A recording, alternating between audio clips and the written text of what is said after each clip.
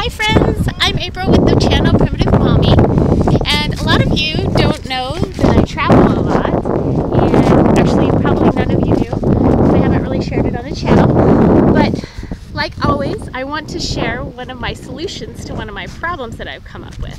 If you RV or travel in a trailer, one of the common problems that we've had, and we've talked to other people and they have the same problem, is how to get from playing over there in the water to the shower, get your feet all clean, and back to your RV or trailer and still have clean feet. A simple little bin from Walmart for $2.44 and this scrubber from Amazon, and I'll link to it below. It's amazing. I love this scrubber. Apparently it's for your shower too if you want to exfoliate your feet there. But so by the time we get back from the shower, our feet are usually black and sandy, and we all get in the trailer and we have a hard time keeping our feet clean.